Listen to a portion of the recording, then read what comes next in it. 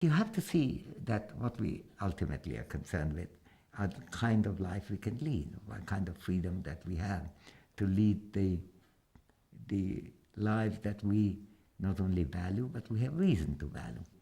If one regards freedom to be very important, then one would like to see a way of thinking about freedom, which is such an abstract concept in some sense, which make it concrete. So one way of thinking about it is that freedom is concerned with what we are able to do or be, like being able to,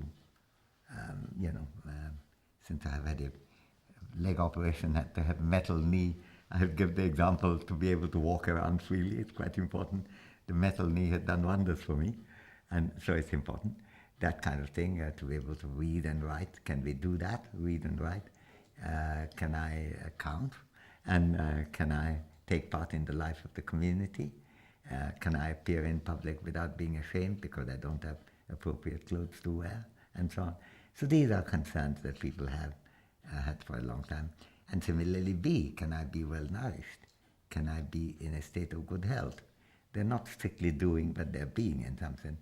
So if you think about the kind of various beings and doings that could make our lives, then we have to see any kind of situation is a cluster, a combination of beings and doing.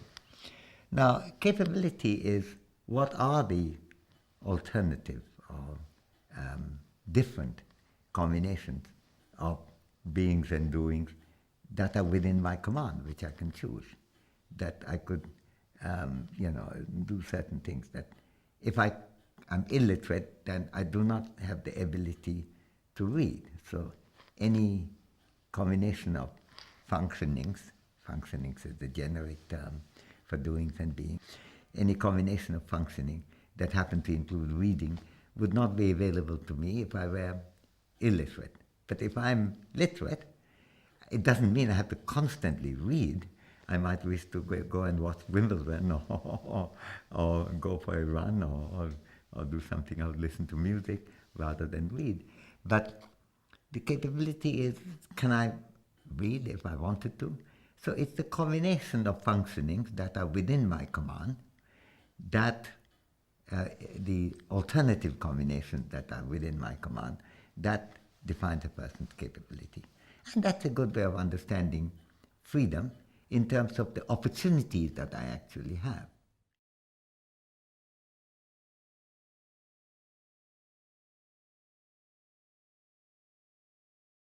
I think capabilities are particularly important in the context of poverty because poverty is primarily deprivation of capability.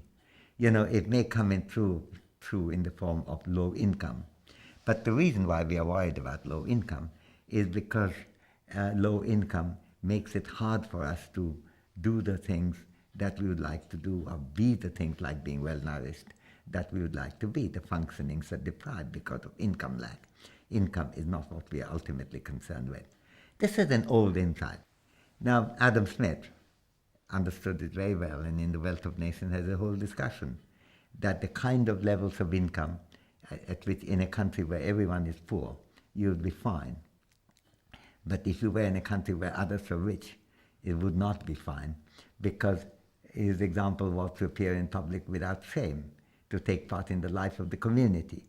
Now, if you are in a situation, he said, where nobody has a linen shirt or leather shoes, you will be fine in going around and chatting. That's the way you take part in public life. On the other hand, may not work in London. He thought it some certain things, certain level of income which might do fine in Scotland may not work in London. And he thought even that it might work fine in Paris than it worked in London. So actually, there's that thing. So we have to go beyond the income. If you are devoid of all income, you have very little freedom. But it's not the only basis of freedom.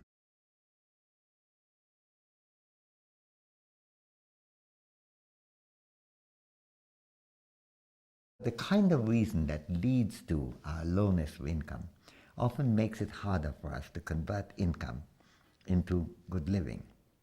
That is old age, disability, to take two examples. These make it hard for us to earn an income. But at the same time, they also make it hard for us to convert the income to mobility, to being well, because as you go older, you might need more health care and so on. So the income deprivation is one side, but conversion deprivation is another side of poverty. It's extremely important.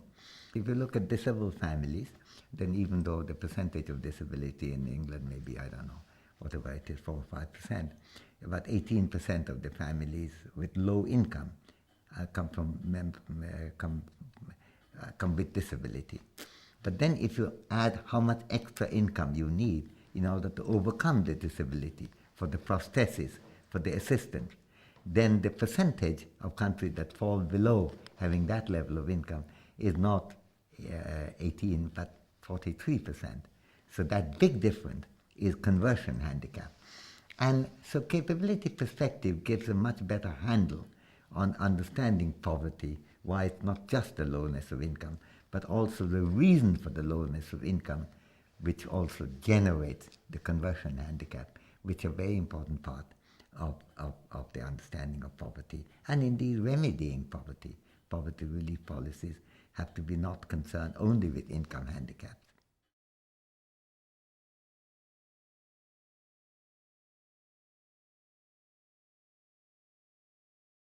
Gender is a very central concern in any kind of research that's concerned with justice and freedom of people, because gender handicap, along with class differences, and in those countries where they have caste differences, race differences in multiracial countries, or status differences in countries with immigrants as well as natural population.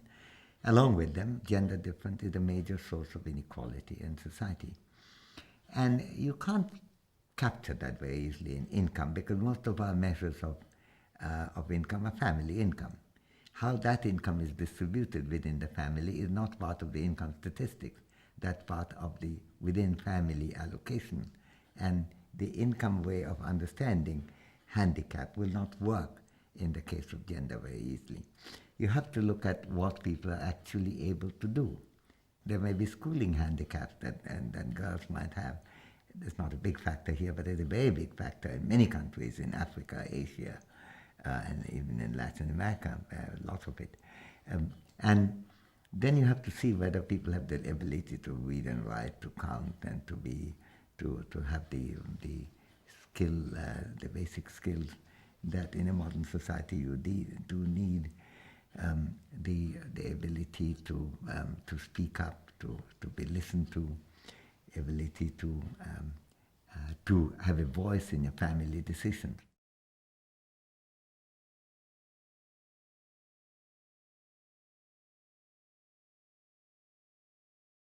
If you compare Indian districts and look at fertility rates and child mortality rate, the most important difference, and the differences are big, is connected with female literacy.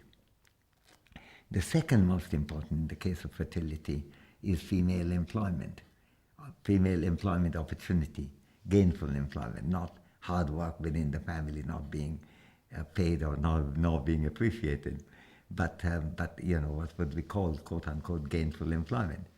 Now, why is that the case? Now, anything that increases the voice of young women in family decisions will tend to cut the fertility rate down. And female literacy is one way for younger women, partly because they're literate, partly because they go to school and get out of their family, meet lots of other people, other families where people's attitudes are different and so on. They communicate each other's defiance, as it were. That increases women's voice. Similarly, women's gainful opportunity of earning an income increases their voice. They're less dependent on men. So it's not surprising to me that the difference in fertility rate used to be in some districts 5.5, 5.5 kids roughly per couple, to others below 2, which is below replacement. And all that difference the two factors that explain about 80% of the difference is female literacy and female gainful employment, and all the standard things that people have talked about, level of income, urbanization, etc., come out basically in the wash. So it indicates, on one side, it indicates how important, and there are three lessons here, how important gender equity is for other things, including fertility and the future of this planet, because the population problem may not be a Malthusian food problem, but it is a problem of the climate and global warming and so on, and it's a matter of great concern. So gender equity is very important for the future of the world. Secondly, the other lesson it gives is how education and opportunities can transform the position that women have in having a voice, and how having a voice could transform the way female life goes within the family and also in the society. And the third factor is that these capabilities to lead a life without constantly bearing and rearing children, of course, are important for human life and for female life. And they are not only indicators of other things like women's empowerment, but also valuable in themselves.